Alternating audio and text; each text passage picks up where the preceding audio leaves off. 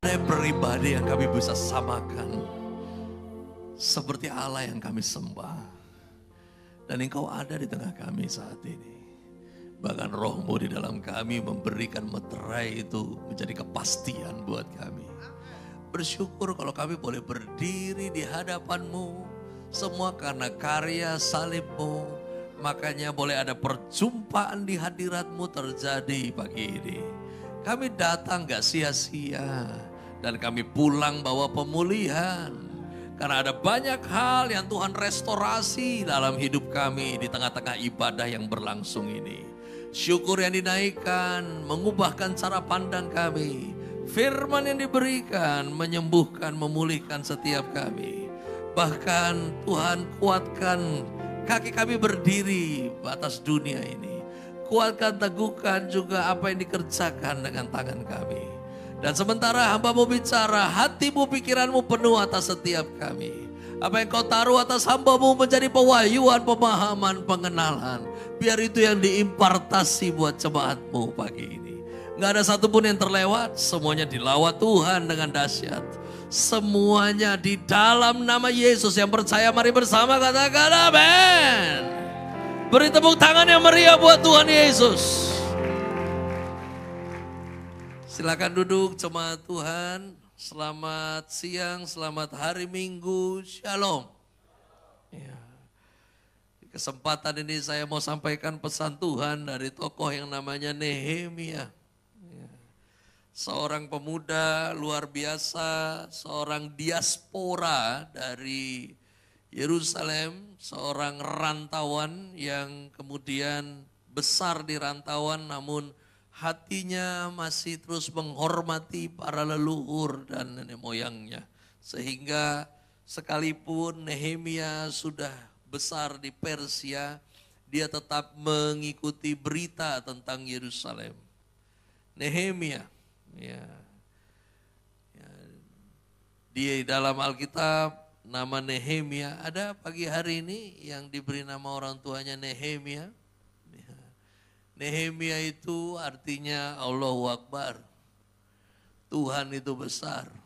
Itu arti nama Nehemia. Ya. Nehemia, dia punya ayah namanya Hakaya.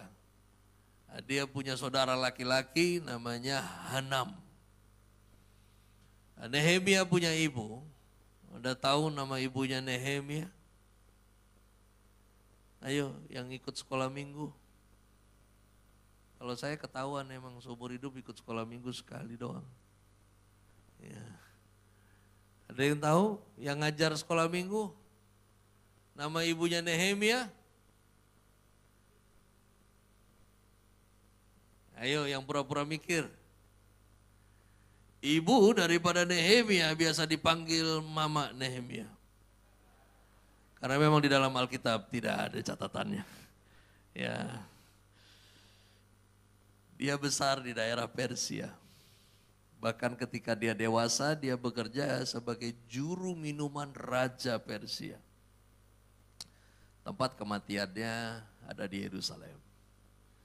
Di mana fakta penting tentang kisah Nehemia adalah bagaimana tembok Yerusalem yang runtuh itu kembali dibangun, dipimpin oleh seorang muda namanya Nehemia. Nah, unik, agak aneh, kisahnya saya nggak bisa bilang mirip karena yang lebih tua yang biasanya ditiru, kan begitu ya. Tidak pernah yang tahunnya lebih muda. Jadi kalau saya nggak ngerti apakah kisah sejarah di Indonesia terlebih dahulu pernah baca kisah Nehemia sehingga lahirlah kisah tentang Roro Jonggrang, ya, di mana Candi Sewu itu dibangun dan tidak selesai. Tapi kalau kisah yang satu ini selesai. Ya. Nah, di dalam Nehemia 6 ayatnya yang ke-15, maka selesailah tembok itu pada tanggal 25 bulan Elul, tanggal 25 bulan Elul dalam waktu 52 hari. Bisa ucapkan bersama dengan saya 52 hari. Ya. Anda tahu apa yang spesial dari 52 hari? Ya. Ini yang spesial. Ukuran tembok Yerusalem, panjang dindingnya adalah 18 kilometer. Tinggi rata-rata 12 meter. Ketebalannya 2,5 meter. Pada dinding terdapat 34 menara pengawas. Pada dinding terdapat 8 pintu gerbang. Dan itu selesai dibangun dalam 52 hari. Siapa yang di sini kontraktor? Anda bisa bangun ini? Ya. 52 hari selesai. Bicara tentang membangun, saya nggak tahu umurmu berapa hari ini. Dan kamu udah bangun apa bangunan Allah dalam hidup kamu? Ataukah kamu masih jadi orang yang sibuk WA ketika ibadah? Atau selfie sepanjang khotbah?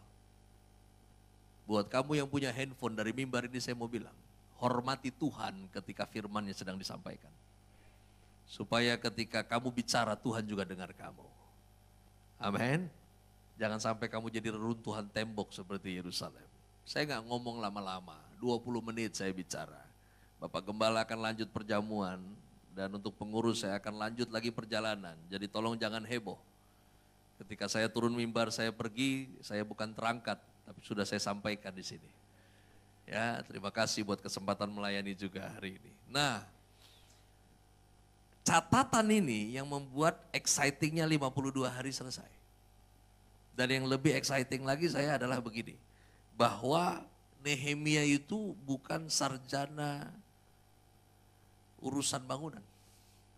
Dia bukan insinyur. Dia cuma juru minuman.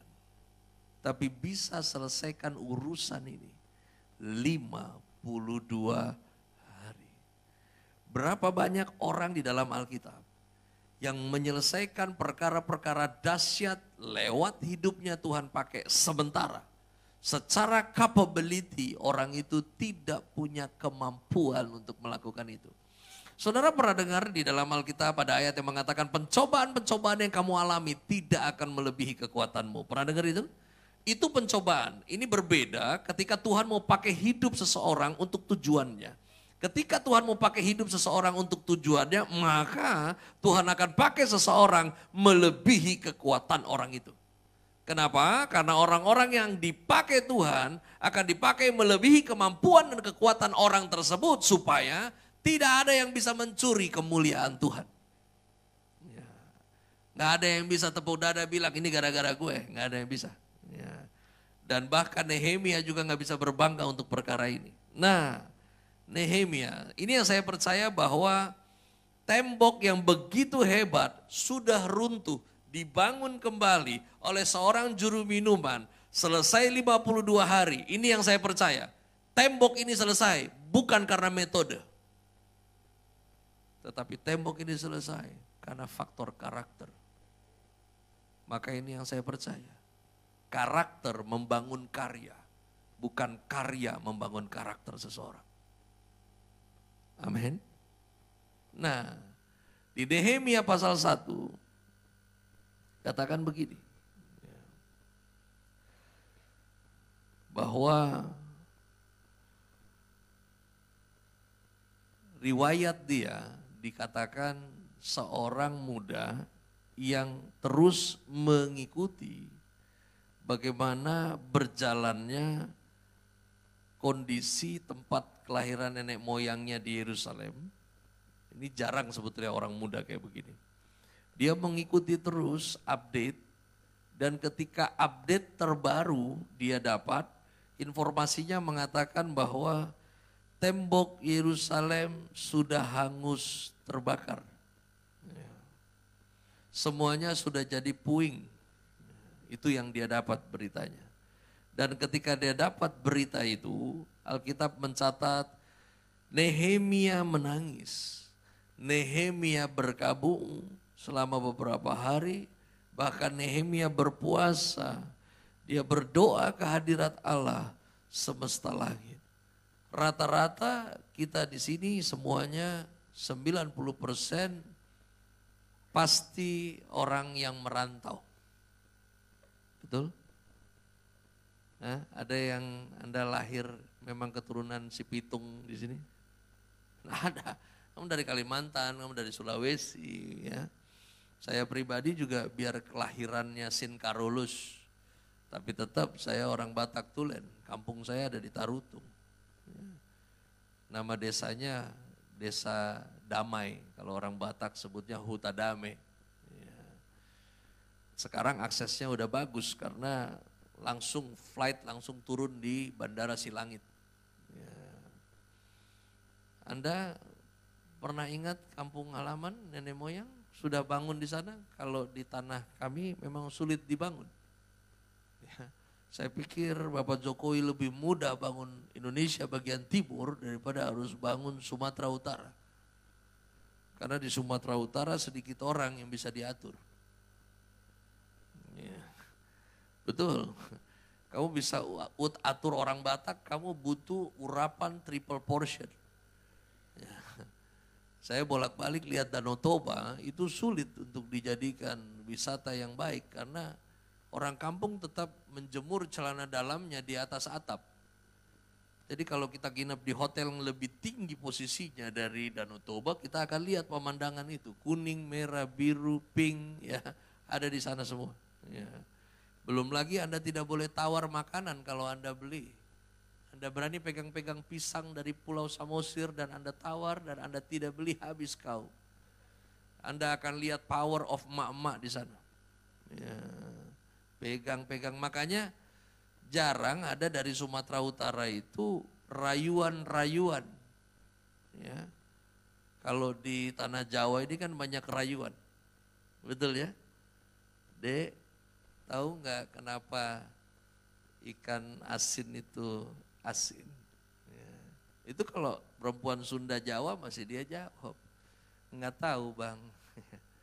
Ya, baru abang bisa sambut lagi bilang, iya dek, soalnya manisnya diambil adek. Kau mau coba sama perempuan Batak? Dek, tahu kau kenapa ikan asin itu asin? Abang ini udah gila kali ya. Memang ikan asin itu asin bang, zaman opungmu masih opung-opung juga udah begitu bang, ya kan? Ya, nggak bisa dirayu, nah, susah. Nah, Nehemia unik, orang muda tapi masih suka mengikuti berita dari kampung halaman. Ya. Ini yang saya mau sampaikan dari bagian kenapa sih sampai 52 hari bisa kejadian. Ini yang pertama, bahwa Nehemia digerakkan oleh belas kasihan. Hidup Anda dan saya disebut di dalam perjanjian lama adalah bangunan Allah. Amin. Hidup orang percaya adalah bangunan Allah. Tuhan mau bangun sesuatu lewat hidup Anda. Dan bagaimana bangunan Allah itu dibangun dengan cepat dalam hidup kamu? Yang pertama adalah hiduplah digerakkan oleh belas kasihan. Ya, belas kasihan itu adalah di mana kamu senang lihat orang senang, kamu susah lihat orang susah. Itu namanya hidup digerakkan oleh belas kasihan. Nah, lalu kemudian yang berikutnya di dalam Nehemia pasalnya yang kedua ayat 1-8 Alkitab mencatat begini.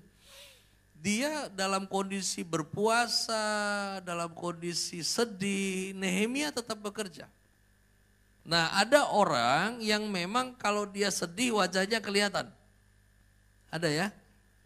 Ya, ada orang yang wajahnya menyedihkan, ada. Ada yang kalau sedih kelihatan, ada yang menyedihkan ya. Nah, Nehemia tipe yang kalau sedih kelihatan. Ya. Mungkin saya sama Nehemia beda-beda tipis karena saya orang yang nggak bisa sembunyikan. Ya. Gue marah, gue kasih lihat, muka memang begitu. Gitu. Saya senyum, saya senyum. Saya nggak bisa yang berfantasi munafik tuh. Aduh. Bapak Ibu yang masih suka munafik, saya pikir Anda banyak-banyak makan lah siang ini. Karena munafik itu butuh energi. Ya. Saya nggak punya energi itu untuk itu. Nah, Nehemia begitu juga rupanya modelnya. Dia sambil kerja ngelayanin. Saudara, juru minuman itu bukan bartender ya. Juru minuman itu menyajikan minuman yang sebelumnya setelah dari kitchen dibuat, lalu kemudian yang bagian ngetes minuman namanya juru minuman. Jadi Nehemia tugasnya adalah coba mencicipi minuman yang dibuat dari dapur raja. Kalau rasanya dirasa kurang baik itu dikembalikan oleh Nehemia. Jadi dia quality control plus kalau sampai ada racunnya itu minuman dia yang mati duluan. Ini gak enaknya juru minuman. Jadi udah pasti dia orang yang disayang ini. Ya. Nah ketika bekerja dengan wajah yang kelihatan sedih, raja tanya kenapa muka lo gitu. Ya. Di Nehemia 2 ayat 1-8 akhirnya terjadilah percakapan antara Nehemia dengan raja. Nehemia ditanya kenapa gitu. Nehemia jawab begini. Di Yerusalem ada begini. Lalu kemudian raja tanya begini. Ini raja tanya. Saya nggak tahu kalau sampai Anda dapat pertanyaan ini siap jawab nggak? Raja tanya, jadi apa yang kau inginkan? Sedap. Anda RI 1 tanya, jadi apa?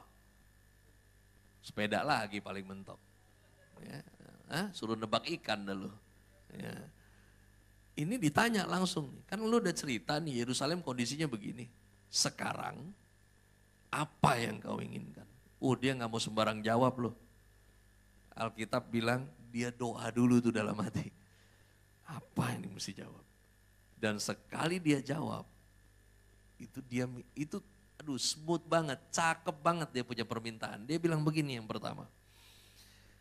Kalau boleh, ya. Jadi Nehemia gak bilang, Raja saya boleh cuti, enggak. Dia bilang begini, kalau boleh, ya, di ayat 5 dia bilang, utus saya ke Yehuda. Nah ini keren. Memang orang kalau doa dulu baru ngomong lain. Yang lebih rusak ngomong dulu baru doa. Ya.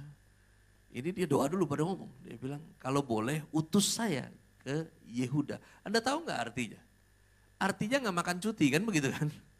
Satu. Yang kedua dia pergi ke sana dengan kuasa. Karena utusan. Ya, utus saya. Lalu kemudian yang berikutnya dia bilang begini. Berikan saya surat buat bupati-bupati di daerah seberang sungai Efrat.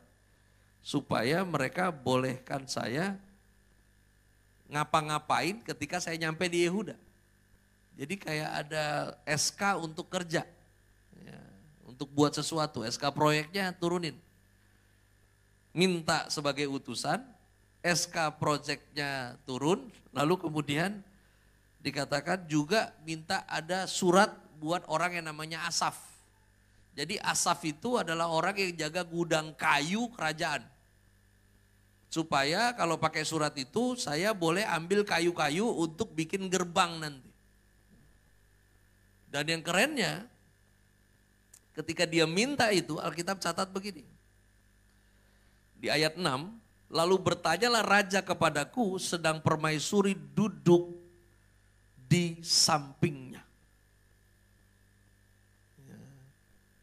Anda tahu artinya apa? Momentumnya pas. Anda mau urusan sama suami orang bikin keputusan, pastikan istrinya ada di sebelah. Lu deal sama laki orang, istrinya gak ada di sebelah, dia pulang berubah tuh keputusan. Ya, saya ingat di perumahan kami berapa tahun yang lalu mau upgrade aspal jalan. Ketika rapat warga, waduh yang mobilnya mahal-mahal, angkat tangan, enteng aja. Kita kan patungannya sebetulnya gak cuman bayar per meter persegi depan rumah. Jadi kalau rumah kita jalan depannya rumah, ya itu tinggal dihitung square meternya lalu kemudian bagi 2. Nah yang gak enak saya, rumah, jalan, taman, jalan, rumah. Saya mau patungan sama siapa? Taman adanya, ya udah itu udah resiko kita mesti bayar. Tapi ketika rapat warga tuh waduh sedap, bapak-bapak yang ya ada yang cuman sebetulnya dia cuman bayar 5 juta, dia bisa bilang saya 20 juta ya. Ya sedap. Yang satu lagi saya 30, padahal dia cuman bayar 10 juta square-nya, tapi dia bilang saya bayar 30. Saya pas mereka ngomong itu, ada itu kita lagi sambil berdiri-berdiri ngobrol. Gue 30 deh bayar deh. Gue ini nih. Ya. Pak RT udah, wah alhamdulillah nih menutup nih katanya. Karena itu berapa miliar harus kita bayar. Saya pulang nggak tahu kayak ada rasa ragu. Ya. Nah besoknya saya dapat kabar tuh dari si RT. Ya bos, angkanya berubah. Nambah banyak apa nambah dikit? Nambah dikit. Ya iyalah rapat nggak bawa bini.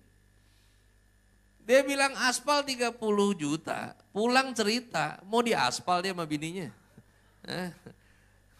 Cuman waktu kasusnya Nehemia kan beda kan bos.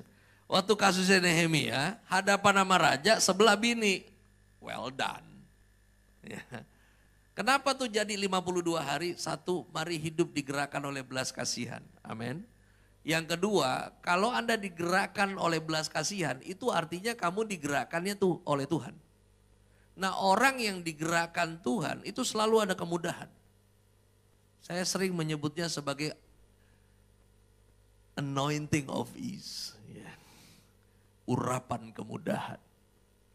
Bangun hidupmu digerakkan oleh belas kasihan. Maka Anda akan lihat kemudahan-kemudahannya dari Tuhan itu terjadi. Satu kali ngomong satu momen. SK3 turun. Nggak mungkin digoyang lagi karena permaisuri di sebelah. Udah tetap deh itu, udah ketetapannya. Ya. Terus berapa lama nggak dibahas loh. Itu waktu raja tanya, berapa lama engkau dalam perjalanan dan bilakah engkau kembali? Selon nih orang, dia bilang begini. Jika raja menganggap baik, beri saya surat A, surat B. Dia nggak jawab sampai kapan. Ya. Itu biarin raja yang mikir deh udah. Ya. Jadi buat kamu yang seneng lihat orang seneng, buat kamu yang susah ngelihat orang lain susah, percaya deh. Kemudahan demi kemudahan ada buat hidup kamu. Dan September ini semuanya berjalan lebih mudah. Lalu kemudian yang berikutnya, di Nehemia pasal 2, ya, ayat 11 sampai 12, dia nyampe nih di Yerusalem. Dia sampai, lalu kemudian di sana dikatakan, maka tibalah aku di Yerusalem sesudah 3 hari aku di sana. Bangunlah aku pada malam hari bersama-sama beberapa orang saja yang menyertai aku. Nah di sini ayatnya dikatakan begini. Aku tidak beritahukan kepada siapapun rencana yang akan kulakukan untuk Yerusalem yang diberikan Allahku dalam hatiku. Juga tidak ada lain binatang padaku kecuali yang kutunggangi. Jadi gini, ini saya juga bingung nih waktu baca pertama. Itu selesai 52 hari. Dan dari literatur mengatakan bahwa Nehemia ini dibantu oleh orang-orang muda Yerusalem yang kembali dari buangan Babel. Jadi pas Nehemia datang, itu yang dari Babel selesai jadi budak juga pulang. Nah makanya ada ribuan orang yang bantu. Nah masalahnya adalah bagaimana ribuan orang mau bantu kalau dia tidak beritahu. Anda bisa paham maksudnya? Nah di ayatnya mengatakan, aku tidak beritahukan kepada siapapun rencana yang akan kulakukan. Ternyata terjemahan yang aslinya mengatakan tentang mendiskusikan. Bukan memberitahukan. Ya.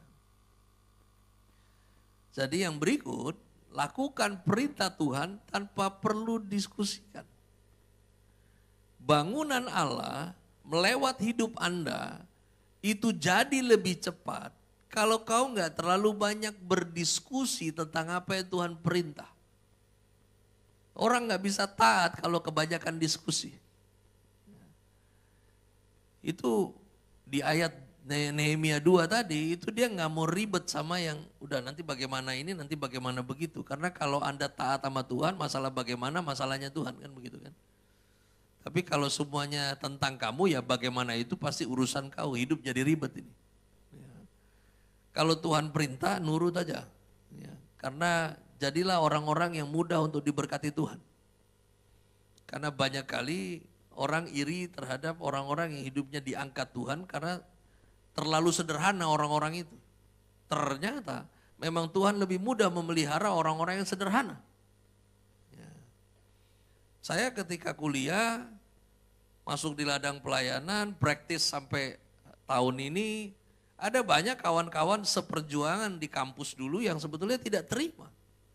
Tidak terima dengan apa yang saya terima dari Tuhan hari ini. Ada beberapa mereka yang curhatan langsung ngomong bilang, Tuhan itu seperti tidak adil. Kalau mau ngomong pinter, lu gak pinter-pinter banget George. Kalau mau bilang serius, kuliah gak serius-serius amat. Dulu kita itu paling lama stay di ruangan kelas, kau paling sering kali pamit kencing tapi gak balik lagi. Bohongin dosen, saya bilang ralat, saya gak pernah bohongin dosen. Saya memang sering kali bilang, karena kalau udah dia ngajar juga cuman baca diktat, saya bukan tunanetra.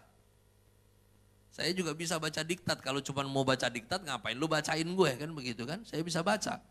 Nah masalah saya pamit ke toilet dan saya gak balik lagi, saya gak bohong, karena memang saya gak janji untuk balik lagi. Loh bener kan? Saya bilang Pak izin, oh iya, nah, terus sudah balik lagi. Yang janji balik kedua kali itu Yesus. Kalau saya emang gak janji. Ya. Itu teman-teman kampus bilang kamu tuh paling banyak di warung, kita paling banyak di kelas. Oh iya, itu betul, saya tidak pungkiri karena kasus-kasus tadi. Kuliah menjadi tidak menarik, yang ngajar mulai ala kadarnya, sementara kalau begini caranya saya bisa belajar sendiri. Ya tapi dengan apa yang Tuhan percayakan sekarang, dan waduh kayaknya Tuhan gak adil banget. Saya bilang Tuhan adil. Kalian tahu bedanya kalian dengan saya? Kalian terlalu pintar berhadapan dengan firman. Sementara saya jadi orang yang gampang untuk nurut pada Tuhan. Dan orang yang nurut bangunannya lebih cepat jadi. Ya. Amin. Ya, jangan kebanyakan diskusi kalau Tuhan perintah kamu. Nah, lalu kemudian di dalam Nehemia 4, pembangunan mulai dilakukan. Wah.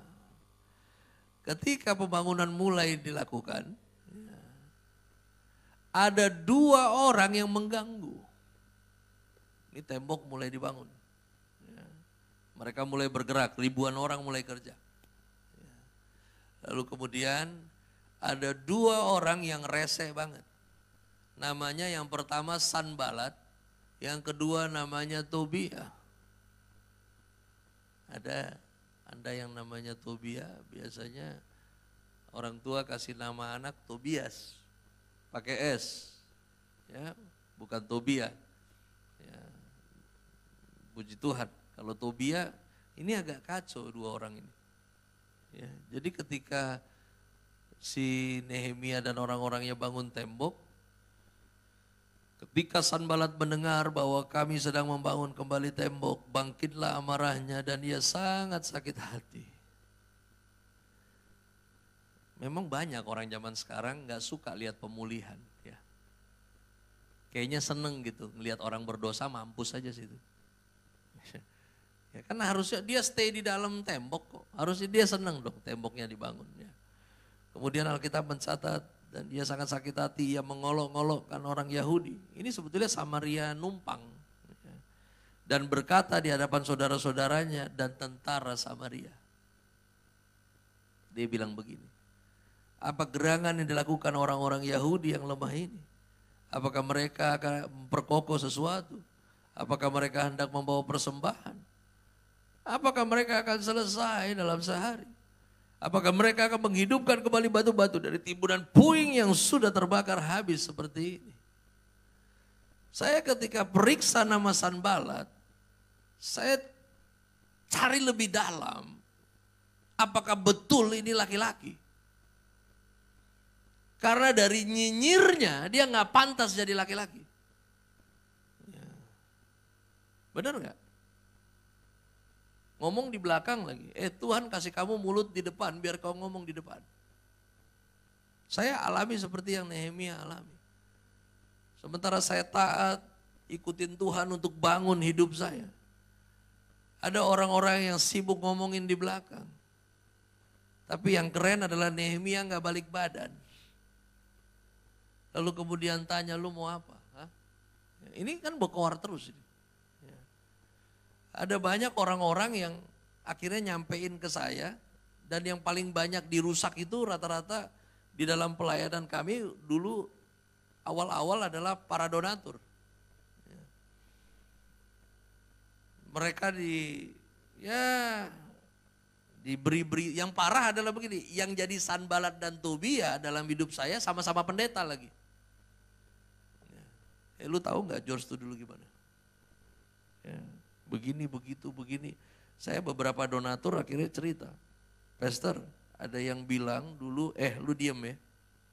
Kalau ada yang cerita tentang hidup saya di masa lalu, dan itu kamu dengar semua berita buruk, dengar baik ini, camkan ini. Bahwa apa yang kamu dengar tidak lebih buruk dari aslinya. Jadi aslinya lebih parah.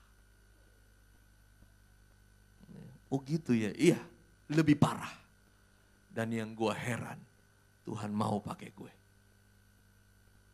Dan yang bikin gue lebih heran, kenapa tuh teman-teman yang pendeta lebih mau mulutnya dipakai setan. Saya gak percaya ini laki. Apa gerangan yang dilakukan orang-orang Yahudi yang lemah ini?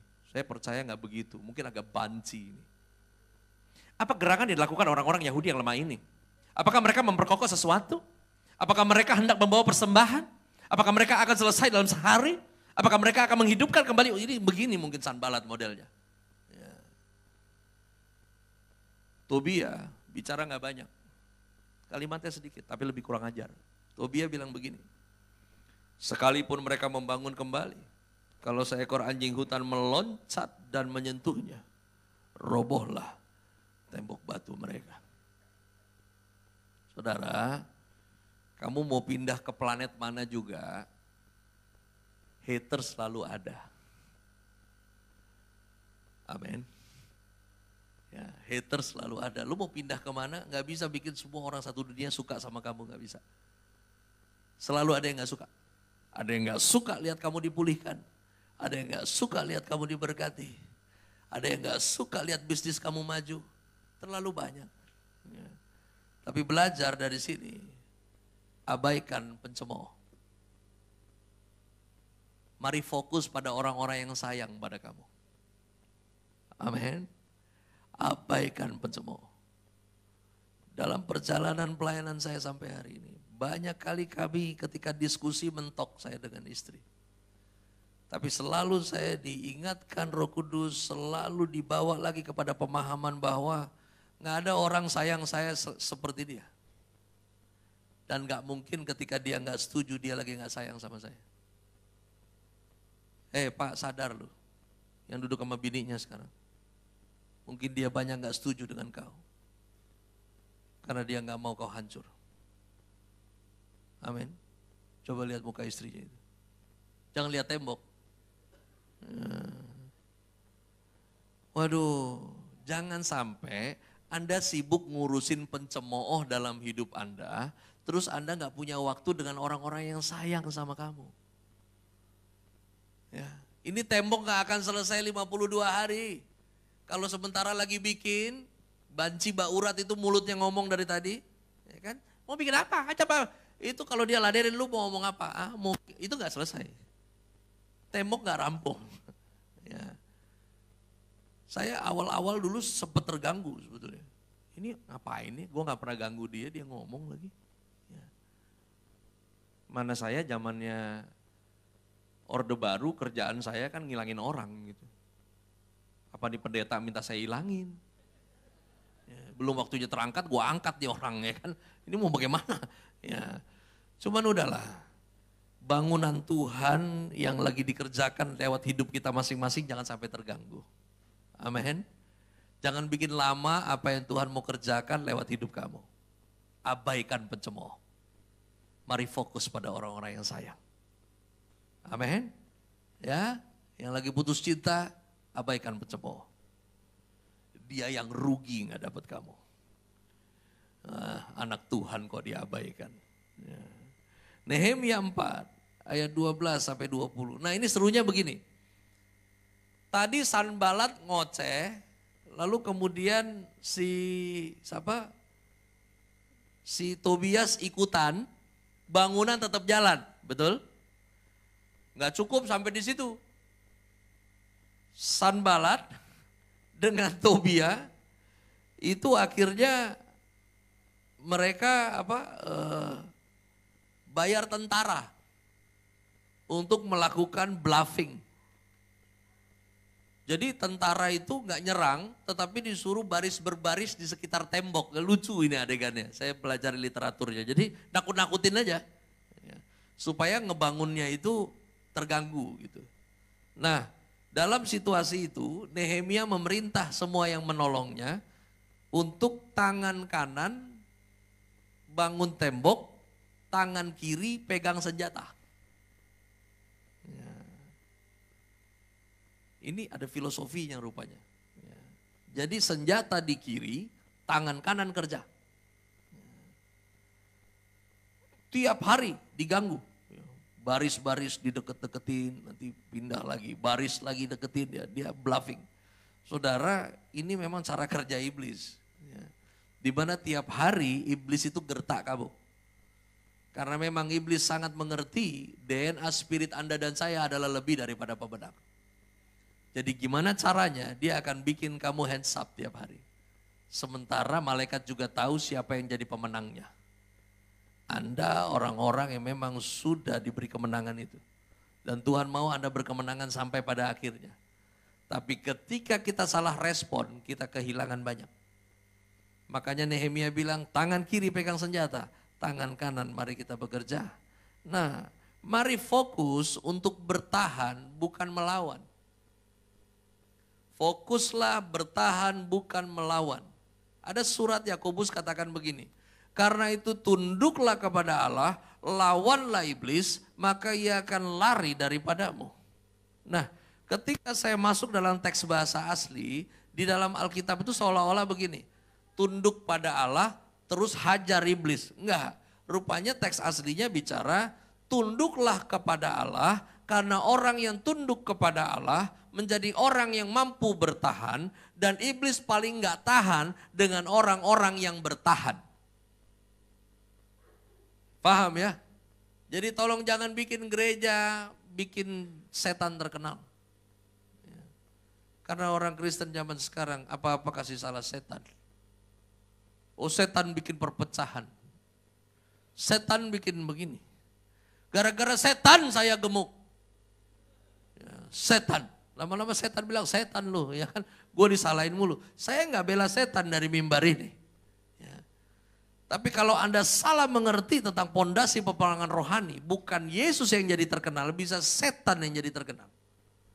Satu kali dalam undangan pelayanan di Denpasar, turun pesawat diantar dari bandara hotel. Hotel saya diminta istirahat dulu pastor, nanti malam kita jemput. Nah, menjelang malam jemput, baru besok ada pelayanan. Ini malam saya dijemput tuh makan malam, kita dengan istri tunggu di lobi, dia jemput, yang jemput wakil gembala. Dari kita naik mobil duduk, kita cerita, dari saya naik mobil dia sudah bilang begini, Pastor you lihat di lobi itu ada setan ini, ada setan itu, ada setan ini. Oke. Lalu kemudian di jalan dia bilang, nah di perempatan ini juga ada setan ini, ada roh ini, roh itu. Oke, sampai di restoran mau turun dia udah bilang, itu di pojok pintu restoran ada roh ini. Oke, lalu kemudian dalam perjalanan pulang, dia bilang, Pastor ini di jalan yang kita lewati tadi, ini bukan yang kita datang. Jadi di sini juga ada roh-roh begini. Oke, nah sampai di lobi saya udah gak tahan. Masuk lobi hotel dia mau bilang, saya bilang stop. Kita sama-sama hamba Tuhan. Yang saya heran. Kenapa dari tadi kau lihat setan terus dan kau gak pernah lihat Tuhan ada di mana? Ya. Setan di sini, setan di sana. Tuhan di mana? Ya. Dia mulai diam. Ya memang ini Tuhan kasih saya bisa lihat. Iyalah gak apa-apa, kau punya karunia indigo kah, indihome kah, terserah. Ya. Ya. Tapi gak begitu yang namanya pondasi peperangan rohani. Kamu taat firman, kamu bisa bertahan. Kalau kamu hormat takut akan Tuhan, kamu bisa defense. dan orang-orang yang defense, iblis gak tahan sama dia. Maka itu mari fokus untuk bertahan, bukan melawan. Anda difitnah, bertahan untuk tetap hidup benar. Bertahan untuk tetap Anda bersikap benar. Apalagi dengan orang-orang yang gak suka sama kamu. Gak butuh klarifikasi. Memang mereka gak suka kok. Kamu akan diomongin jelek, terus kamu mau rubah apa? Yang celaka kamu datangin orangnya terus kamu tanya, lu maunya apa? Lu gak suka sama gue? Lalu dia jawab, iya gue gak suka. Kelar lo. Terus Anda mau paksa dia suka? Gak bisa. Saya banyak alami pengkhianatan dalam pelayanan. Saya masih punya kekuatan untuk pukul orang. Tapi lebih baik pakai kekuatan itu untuk berlutut di hadapan Allah dan minta Tuhan bela kan. Kalau kamu masih punya nyali untuk membalas, kenapa kamu gak pakai nyali kamu untuk mengasihi? Amin. Gak usah klarifikasi. Gak usah jelasin. Gak usah repot ngomong, maksud saya gini. Dia gak mau denger. Karena dia maunya lu hancur. Dia maunya namamu hancur, jelek. Dia benci kamu. Dan kamu gak bisa paksa dia berbalik. Mari bertahan. Gak perlu melawan. Karena Anda dipanggil untuk jadi berkat. Bukan untuk bawa kutuk kemana-mana. Amin. Yang suka ngomongin kamu di belakang, biarin aja. Paling ntar kena azab. Tahu nggak azab? Kalau kamu bakar sampah itu loh. Oh. Ya, Nehemia 5. Udah lewat ya. Nyinyirin bangunan jalan. Digertak-gertak bangunannya jalan. Nah, kali ini kocak nih. Nggak ada yang bully. Nggak ada yang gertak. Satu-satu resign. Satu-satu resign. Ya. Mereka bilang, Nehemia, ya. Jadi satu-satu mulai datang bilang, Nehe. Kan laki nggak mungkin Mia. Ya kan? Kalau Mia ngondek Nehemia. Ya kan? Ya. Nehe, kita ini hidup susah mau bangun tembok. Rumah belum kelar, tembok mau dibikin-bikin. Udah dah, kita pamit aja mau balik, satu-satu mundur. Kemudian, jadi saya pelajari nih literatur kuno Israel. Jadi orang yang kembali dari perbudakan itu gak pernah kembali dengan tangan kosong. Mereka kayak bawa BPJS ketenaga kerjaannya, udah dari zaman Mesir udah ada itu. Gitu. Jadi mereka kembali ke tanah pusaka nenek moyang tidak dengan tangan hampa. Itu ada pesangonnya. Jadi kalau waktu itu mereka bilang hidup mereka susah, terus mereka mau mundur bantu kebangun, itu gak mungkin jadi alasan yang tepat. Tapi itu alasan mereka. Nah ketika dilakukan, bahasa sekarang apa? Blusuan oleh Nehemia, ketahuan akar masalahnya. Rupanya sekalipun mereka sudah kembali ke Yerusalem dengan kondisi punya uang, punya jaminan, tetapi jaminan yang ada pada mereka dari perbudakan itu kacau. Kenapa? Karena satu dengan yang lain melakukan bisnis yang disebut riba. Ya. Tahu riba? Riba beda dengan untung. Anda dagang mesti cari untung. Kalau Anda dagang nggak cari untung, situ waras. Ya. Tapi yang namanya riba bukan untung. Yang namanya riba adalah mencari untung dengan jalan merugikan orang lain. Itu namanya riba. Jadi untung yang benar punya batas plafon. Kalau ini nggak punya batas plafon, dia sikat sampai yang dia cari untung itu jadi rugi. Ya, riba. Ya, orang Batak bilang ribakon. Ya, tak sobek-sobek kata Tukul. Ya, habis bener nih orang. Ini pesan buat kita bangun hidup kita sebagai bangunan Allah. Jangan take it for granted satu dengan yang lain. Ya. Iya. Yang pegang uang di Indonesia, uang besar, itu anak Tuhan loh. Itu kita yang pegang uang besar. Pengikut Kristus boleh dibilang minoritas, tapi uang gede ada di kita. Apalagi orang Batak. bank pertama di Indonesia itu orang Batak punya. BII, Bank Inang-Inang. Ya, itu fakta. Ya. Bangunan nggak ada yang di terminal ya kan. Pokoknya jalan tuh duit. Nah, Anda mau bicara konglomerat. Sekarang itu orang-orang kita. Orang Kristen tuh tajir-tajir banget di bangsa ini. Yang gue heran, kenapa kita nggak pernah ketemu Bank Haleluya? Kenapa syariah lebih bisa? Bahkan saya di Depok lagi dalam proses mau bangun lahan untuk rumah duka. Ketika coba untuk konsultasi dengan bank, yang malah merespon itu plat merah syariah. Ajaib kan? Rumah duka Kristen, merger syariah. Kau tahu kenapa?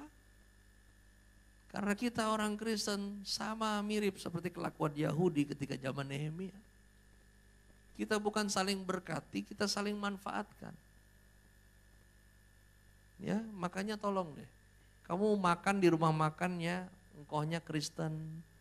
Kamu beli barang yang punya toko, engkaunya Kristen. Sama-sama Kristen, tolong kita mulai berkati, jangan nawar.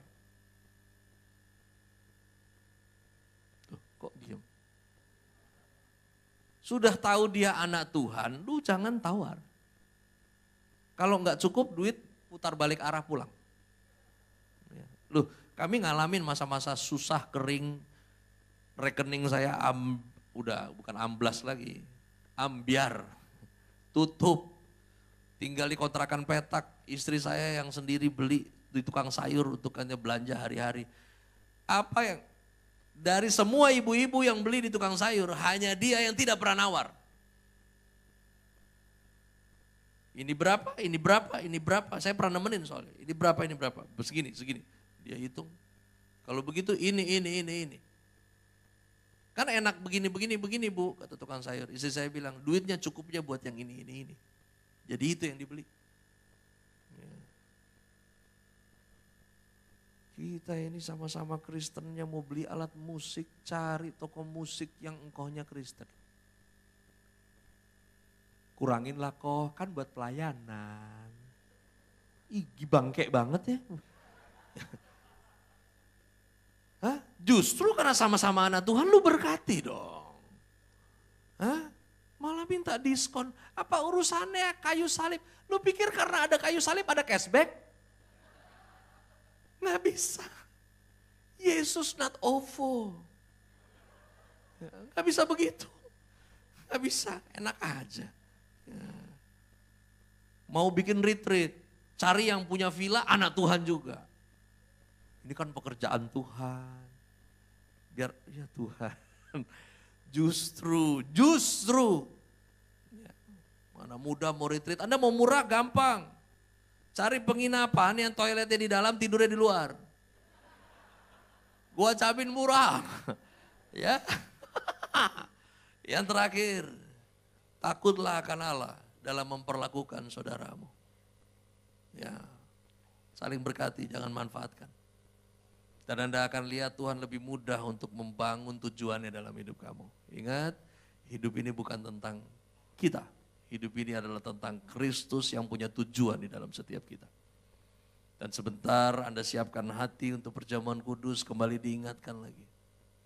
Bahwa dirimu, kita sama-sama, gereja ini semuanya tentang Tuhan, bukan lagi tentang kita. Dan apa yang mesti dibangun dalam hidup kita, itu adalah tentang Dia. Mari kita berdoa. Hamba-Mu bersyukur buat siang hari ini, terbatas mulut hamba-Mu bicara, kiranya Roh Kudus mampukan kami boleh menangkap pesan ini secara utuh. Urapi setiap kami menjadi mengerti dan urapi kami untuk melakukannya. Sehingga semua yang tentang Kristus itu melimpah di dalam setiap kami. Aku berdoa untuk semua di sini yang mempersiapkan hatinya untuk perjamuan kudus. Kalau sebentar hamba-Mu melanjutkan perjalanan pelayanan lagi, Dalam perjalanan hamba-Mu Tuhan ada, di tempat ini juga Tuhan ada. Kuatkan, teguhkan terus hamba-Mu Bapak Gembala di tempat ini. Untuk terus boleh seirama dengan Tuhan dalam penuaian jiwa-jiwa dan pengayoman domba-domba. Ini kami Tuhan, berperkaralah buat setiap kami. Dan perjamuan kudus ini enggak sia-sia. Kiranya setiap kamu alami lawatan Tuhan yang nyata. Urapan yang menggoncang tubuhmu dalam kekuatan yang diperbaharui. Dan jadilah sembuh, jadilah pulih. Jadilah dibukakan hikmat atas semua sekalian. Di dalam nama Yesus Kristus Tuhan.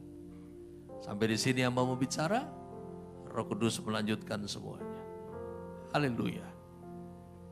Yang diberkati mari bersama katakan amin. Tangan yang meriah buat Tuhan Yesus.